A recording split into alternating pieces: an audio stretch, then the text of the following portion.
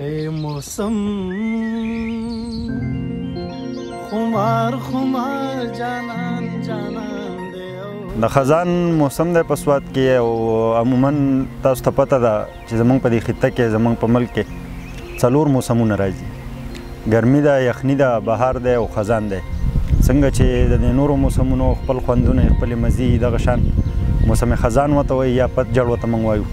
د دې خپل یو خونی یو مزي دا موسم چې دی دا د اکتوبر په میاشت کې شروع کیږي او د نومبر د میاشتې د اخرې پورې په دې 2 میاشتو کې دا د دې موسم هغه دورانیه ده.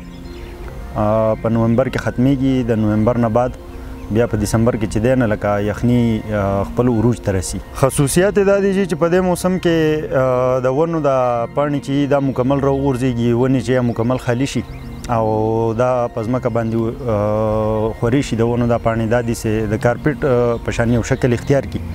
څنګه چې په نورو موسمونو کې د ملک د مختلفو برخو نه خلک راځي چکر وله، دغه شانتې په موسم خزان کې چې دی د ملک د مختلفو برخو نه خلک راځي سوات ته چکر له دې موسم انجوای کول. او لوکل چې کم خلک دی د سوات خپل کم خلک چې دی هغه هم داسې ټایم وکاږي او په دې موسم کې چکر لوزي، ویډیوز، ریلز وغیره جوړوي او د دې موسم نه خوندونه اخلي. دا پاڼې چې کله راولویږي دا خو د مختلفو مقاصدو لپاره استعمالیږي. دا خلک سټور کوي، جمع کوي د چونکې په یخنۍ کې چې بیا داسې د وښو یا داسې د خوراک د څاروو د خوراک دپاره څه بندوبست نه نو دا خلک د هغې دپاره هم سټور کوي، جمع کوي په څارویو خوروي. بل دویم د دې دپاره استعمالیږي چې خلک یې سټور کړي، دا د لرګو په ځای هم استعمالوي. څوک چې لرګي نشي اخیستی یا داسې مطلب بندوبست یې نه کېږي هغه یې جمع کوي او بیا یې سیزي، د دې نه د لرګي هغه فایده هم اخیستی شي.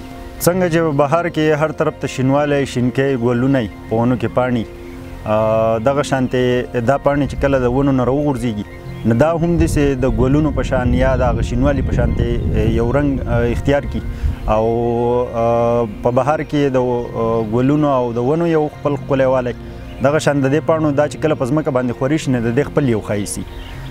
د موسم بهار په شان د موسم خزان هغه خوندونه چې دي هغه د دې پاڼو د مختلفو رنګونو نه په ځمکه باندې ښکاره کېږي.